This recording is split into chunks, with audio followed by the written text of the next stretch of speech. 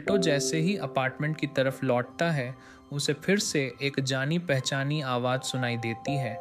तकाहाशी एक एली में किसी ओगर से झगड़ रही होती है।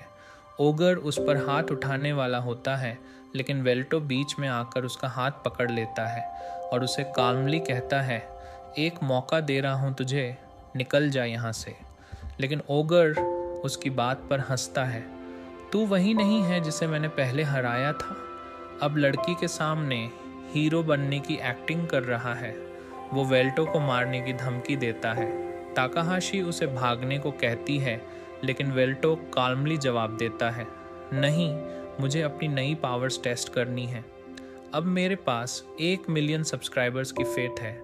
ओगर पंच करता है, लेकिन वेल्टो उसे आराम से हाथ से रोक लेता है। ओगर फिर विंड ब्लास्ट करता है, जिससे वेल्टो का हाथ टूट जाता है, लेकिन वेल्टो उसे तुरंत मैजिक से हील कर लेता है। फिर वो एक फ्लिक में ओगर को सीधा कचरे के ढेर में फेंक देता है। वेल्टो मजाक उड़ाते हुए बोलता है, तू तो इतना भी काम का नहीं था कि तुझे टेस्ट के लिए यूज़ किया जा सके। ताकाहाशी दौड़ कर आती है और उसे थैंक्स बोलती है। वेल्टो हैरान होता है, तू उस ओगर के साथ कर क्या रही थी? ताकाहाशी बताती है, वो मेरा बॉडीगार्ड था, बट फिर उसने पेमेंट डबल करने की डिमांड कर दी। अब उसने एक बेटर बॉडीगार्ड ढूंढ लिया है और वो वेल्टो को उसकी मदद के लिए पेमेंट ऑफर करती है। उधर मार्कस किनारा से पूछता है, इमॉर्टल फर्नेस के आसपास जो रैट्स घूम रहे थे, उनका कुछ पता चला? किनारा शांति से जवाब देती है, एलिमिनेट कर दिए गए हैं, सब कुछ प्लान के हिसाब से चल रहा है। इसके बाद हम देखते हैं वेल्टो और ताकाहाशी एक वेयरहाउस के बाहर खड़े हैं। ताकाहाशी को वहाँ से एक आइटम चुरानी है और वेल्टो की रिस्पॉन्सिबिलिटी है उसकी सेफ्टी इंश्योर करना। ताकाहाशी अपने सिस्टम में डिटेल्स चेक कर रही होती है, लेकिन वेल्टो इम्पेशेंटली सीधा अंदर घुस जाता है और दरवाज़ा तोड़ देता है। वो सीधे एक यूज़र ऑपरेशन के बीच पहुंच जाता है। वेल्टो ताकाहाशी से पूछता है, वो टेबल पर रखा क्यूब ही है ना जो तुझे चाहिए? ताकाहाशी सरप्राइज में है, तू मुझसे बात कैसे कर रहा है? तेरे पास तो कोई फैमिलिया भी नहीं है। वेल्टो कॉन्फिडेंटली जवाब देता है, मैंने मैजिक से फैमिलिया की ईथर कम्युनिकेशन रिप्रोड्यूस कर ली है। वेल्टो देखता है कि वहाँ सिर्फ कुछ ही एनिमीज़ हैं, तो वो कैजुअली बोलता है, मैं इन्हें ख़त्म करता हूँ और टारगेट उठा लाता हूँ। लेकिन ताकाहाशी उसे रोकती है, प्लीज़ इन्हें मारना मत। वेल्टो अपना स्ट्रीम इंट्रोडक्शन परफॉर्म करता है, लेकिन वो लोग उसे पहचानते नहीं और सोचते हैं वो उनका मजाक उड़ा रहा है। तो वेल्टो डिसाइड करता है, चलो अपनी पावर्स टेस्ट कर ही लेते हैं।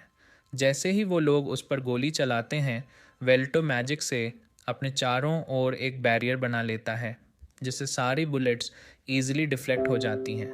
फिर वो बोलता है, अब मेरी बारी है, और सीधा उन पर टूट पड़ता है, एक एक करके सबको बेहोश कर देता है। जैसे ही वो बॉस की तरफ भागता है, बॉस उस पर गोली चलाता है, लेकिन ताकाहाशी उसके फैमिली को हैक कर लेती है और उसकी परसेप्शन बदल देती है, जिससे वो अपनी ही टीम मेट को शूट कर देता है। वेल्टो उसे एक ज़ोरदार किक से ख़त्म कर देता है। ताकाहाशी उसकी स्किल्स देखकर इम्प्रेस्ड होती है। वो क्यूब कलेक्ट करने ही वाली होती है, लेकिन वेल्टो कुछ फील करता है और उसे रोक देता है। अचानक वेल्टो पर इनविजिबल एनिमी अटैक करता है। वेल्टो एक गन निकालता है और इनविजिबल क्लोक को उड़ा देता है और एक जायंट मैक सामने आता है। ताकाहाशी उसे पहचान जाती है। ये तो चौथी पीढ़ी का मिनीनो गियर है, सिटी गार्ड की स्पेशल फोर्सेस यूज़ करती हैं ये। याकुजा के पास ये आया कैसे? वो वेल्टो से कहती है, हमें निकल जाना चाहिए, इसे हराना पॉसिबल नहीं है। लेकिन वेल्टो मुस्कुराता है, फैक्ट टेस्ट मिलेगा मुझे। मैक अपने वेपन्स एक्टिवेट करता है और वेल्टो पर फायर करता है। वेल्टो आसानी से डोड करता है और हवा में जंप करके उस पर मैजिक से हमला करता है। एक हिट तो लगती है, लेकिन उसे पता है ये मैक को गिराने के लिए काफ़ी नहीं है, क्योंकि उसकी फुल पावर अभी अनलॉक नहीं हुई। उसे याद आता है मैं अभी सिर्फ 1 मिलियन सब्सक्राइबर्स की फेथ तक ही पहुंचा हूं, लेकिन फिर भी वो कॉन्फिडेंट है, मैं जीत सकता हूं। वो अपनी स्वॉर्ड निकालता है और सीधा मैक की तरफ दौड़ पड़ता है। मेज भी अपनी गन को स्वॉर्ड में कन्वर्ट कर लेता है। दोनों एक दूसरे के अटैक्स को ब्लॉक करते हैं और वेल्टो उसे प्रोवोक करता है। चलो अब अपनी फुल पावर दिखाओ। मेक सीरियस हो जाता है और एक ही झटके में वेल्टो का हाथ काट देता है और उसका सिर उड़ा देता है। पायलट हेडक्वार्टर्स को रिपोर्ट करता है, टारगेट एलिमिनेटेड। लेकिन तभी शॉक में रह जाता है, वेल्टो अब भी जिंदा खड़ा है।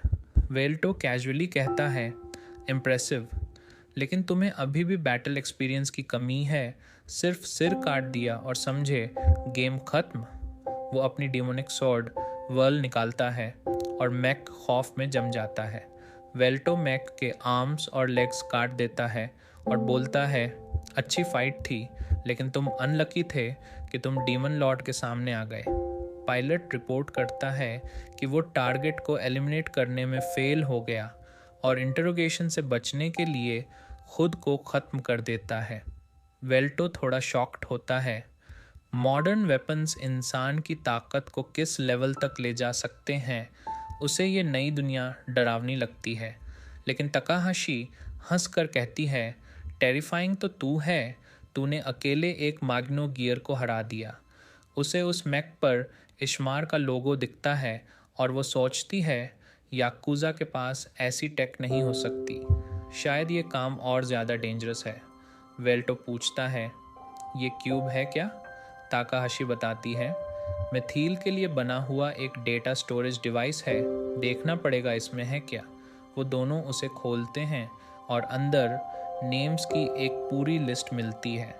वेल्टो रिकग्नाइज करता है, ये सारे तो मेरे इमॉर्टल सब्जेक्ट्स हैं, लेकिन रिलीफ की बात यह है, मचना का नाम उस लिस्ट में नहीं है। ताकाहाशी अपने क्लाइंट यू को कांटेक्ट करने की कोशिश करती है, लेकिन वो अनअवेलेबल है। वो वेल्टो से कहती है, हमें खुद उसके पास जाना होगा। वेल्टो जवाब देता है, मैं किंग हूँ, इमॉर्टल्स मेरी रिस्पॉन्सिबिलिटी हैं। थोड़ी देर बाद वो एक बड़े अपार्टमेंट बिल्डिंग के बाहर पहुंचते हैं। ताकाहाशी हैकिंग करके सिक्योरिटी बाईपास करती है। एलिवेटर में घुसते ही वेल्टो बोलता है, इस बार बटन मैं दबाऊंगा, मुझे प्रेस करना अच्छा लगता है।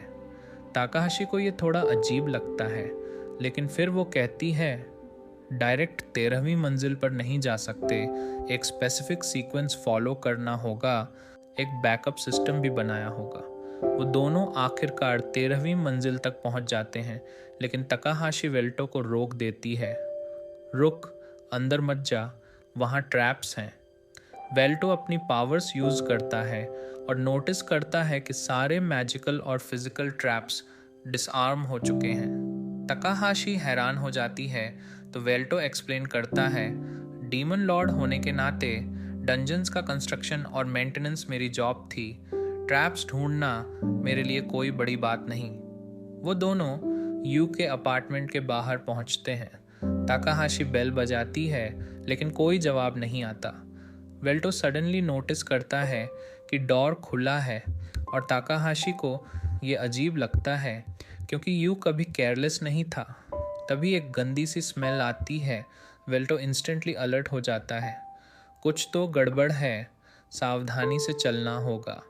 ताकाहाशी को यू की डेड बॉडी मिलती है। वेल्टो उसे पहचान लेता है, मैं इससे पहले मिल चुका हूँ, भले ही उस वक्त ये अलग दिखता था। ताकाहाशी बताती है, यू हमेशा किसी होमलेस की तरह डिस्गाइज में रहता था जब भी वो बाहर इन्फो गैदर करने जाता था। वेल्टो बॉडी को एनालाइज करता है और कंक्लूड करता है, ये कई दिन पहले मारा गया था। ताकाहाशी को लगता है कि शायद उसके एनिमीज ने ऐसा किया होगा, लेकिन वेल्टो मानता है कि ये किसी प्रोफेशनल का काम है। ताकाहाशी सोचती है कि शायद किसी ने किसी असैसिन को हायर किया होगा, लेकिन उसका फैमिली अभी डिस्ट्रॉय हो चुका है, इसलिए वो गेस करती है कि असल टारगेट शायद फैमिलिया का डेटा ही था। वेल्टो कहता है, अब हमारे पास बस वही लिस्ट बची है, लेकिन ताकाहाशी जवाब देती है, शायद हमारे पास एक और ऑप्शन भी है, वो बताती है। यू एक इंफॉर्मेशन ब्रोकर और ईथर हैकर था, तो ज़रूर उसने अपना कोई बैकअप सिस्टम भी रखा होगा। यू ने सारी जानकारी एक जगह इकट्ठा करके छोड़ दी है। ये तय करना अब उस पर है जो इस वीडियो को देखे कि वो क्या करेगा। लेकिन उसने साफ कहा, इस सब को रोकने की ताकत सिर्फ एक को थी, च्वान शो नो मो वोंग, द लेजेंडरी डेमन लॉर्ड। वेल्टो सोचता है, क्या हमें ये सब लीक कर देना चाहिए? लेकिन टाकाहाशी उसे रोकती है। अगर हमने ये किया तो ये सब एक झटके में हटा दिया जाएगा और मुझे भी मार दिया जाएगा, जैसे यू के साथ हुआ। वेल्टो गंभीर होकर कहता है, मैं अमरों का राजा हूँ, ये मेरी जिम्मेदारी है। तुम्हें खुद को इस सब में खतरे में डालने की ज़रूरत नहीं। वो दोनों अब पुलिस को यू की बॉडी की जानकारी देने का सोचते हैं और वेल्टो कहता है, हमें मचिना को भी बताना होगा। लेकिन कई बार कोशिश करने के बावजूद मचिना से संपर्क नहीं हो पाता। वो बेचैन हो उठता है। सब कुछ ठीक तो है ना? कट टू मचना अपने अपार्टमेंट में बैठी सोच रही है कि डिनर में क्या बनाए। तभी दरवाजे पर जोरदार धमाका होता है। Marcus enters. इतनी ठंडी हो गई हो तुम, मुझ पर आते ही वार कर दिया। धुएं से घिरी हुई मचिना अब अपनी कॉम्बैट फॉर्म में होती है। दोनों के बीच जबरदस्त तलवारबाजी होती है। धुएं में मार्कस की बाजू उड़ जाती है, लेकिन वो तुरंत रिजेनरेट कर लेता है और भी तलवारें समन कर लेता है। मचिना एक पावरफुल बैरियर खड़ी करती है, लेकिन मार्कस उस पर फिर से हमला करता है। किनारा हमला करने की कोशिश करती है, लेकिन मशीना वहां से निकल जाती है। माखना फैसला करती है कि अब किनारा को खत्म करना होगा, लेकिन उसी वक्त मार्कस उसकी स्पेल को कैंसिल कर देता है और किनारा उसे पीछे से चाकू मार देती है। तुमने पहले ही उसका फैमिलियर डिसेबल कर देना चाहिए था, किनारा कहती है। मार्कस हंसते हुए कहता है, मैं बस थोड़ा मज़ा लेना चाहता था। मकिना ज़मीन पर गिरती है और सोचती है मार्कस ने उसके साथ क्या किया। मार्कस उसे रिवील करता है कि उसने उसका फैमिलियर शट डाउन कर दिया है। मकिना चौंकती है। इम्पॉसिबल, मेरा फैमिलिया स्टैंड लोन था। मार्कस कहता है, हर फैमिलिया में एक बैकडोर होता है और मेरी एडवांस्ड फैमिलिया से मैं किसी का भी शट डाउन कर सकता हूँ। अब मुझे कोई नहीं रोक सकता। इस बीच वेल्टो अपार्टमेंट लौटता है और देखता है कुछ गड़बड़ है। ताकाहाशी ड्रोन हैक करके फुटेज देखती है और पता चलता है मार्कस ने मचना को फर्नेस की तरफ ले जाया है। वेल्टो गुस्से में भर जाता है, लेकिन ताकाहाशी उसे रोकती है। रिएक्टर्स मिनमैक्स से भरे होंगे, तुम ऐसे ही अंदर नहीं जा सकते। वेल्टो को याद आता है एक पुराना साथी, ग्राहम। वो जाकर ग्राहम के सामने घुटनों पर बैठ जाता है और मदद की भीख मांगता है। इमोर्टल्स को जलाकर इस शहर को चलाया जा रहा है, मचीना को बचाना होगा।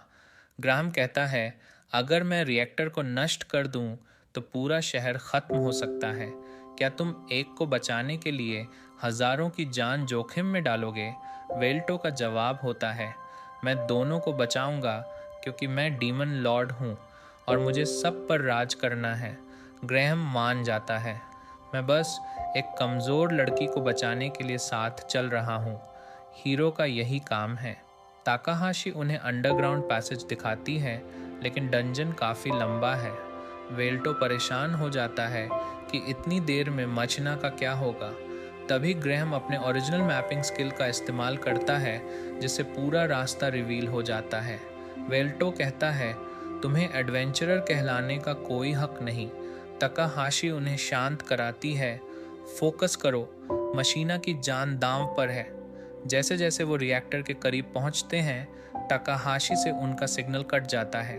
ग्रैहम कहता है, वेल्टो अब पहले से ज़्यादा ताकतवर हो गया है। वेल्टो जवाब देता है, मेरे पुराने रूप में इतनी ताकत नहीं थी कि मैं अपने किसी वैसल के लिए झुक सकूं। आखिर में वो रिएक्टर तक पहुंचते हैं और किनारा चौंक जाती है कि वो लोग सच में वहां आ गए हैं।